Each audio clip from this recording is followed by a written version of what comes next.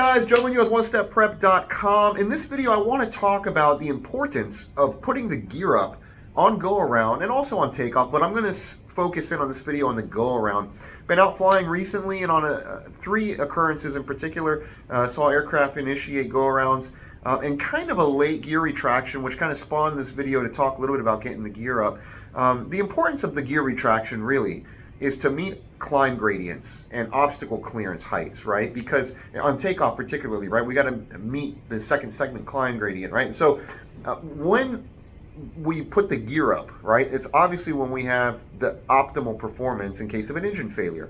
And the gear retraction is so important that both Boeing and Airbus have redundant mechanisms to ensure the gear retraction, even if there's a hydraulic problem on takeoff. So for example, in the 737, we have the landing gear transfer unit, which the A hydraulic system retracts the gear, and that's tied to the number one engine. And if we experience a number one engine failure that would cause the number one engine-driven pump, which is the A hydraulic system pump, to come offline, that's the volume-moving pump, now we're going to suffer the gear not being able to retract in a time-appropriate manner, so they install a landing gear transfer unit, which enables the B hydraulic system to retract the gear in a more timely fashion. Now, Airbus has the same thing. We have the green and the yellow hydraulic system. The gear is retracted by the green. If we have a pressure differential of 500 psi, the PTU, or the power transfer unit, comes to life to help not only in other hydraulic demanding items, but the gear being one of those primary things, particularly on a takeoff or a go-around scenario. So, you know, mindset is the key when you're on the approach. The mindset is, hey, this approach that I'm conducting,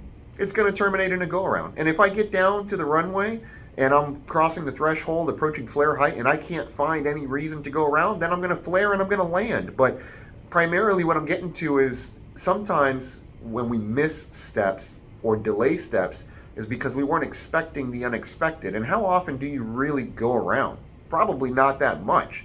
And so when we do have to execute a missed approach because of loss of separation by ATC, or maybe you're unstable, or you just don't like how it's looking for whatever reason, or ATC sends you around, now it's like, okay, go around toga flaps 15 and it's a 7.3, or go around flaps in a 320, and there's this moment of, oh wow, we're doing a go around. Okay, now I have to transition into the positive pitch attitude and hopefully not forget, or at least in a timely fashion, get that gear retracting just in case we have an engine failure. And I'll tell you two things I commonly see on the go around that are usually mistakes. One is pitching a little bit too aggressively.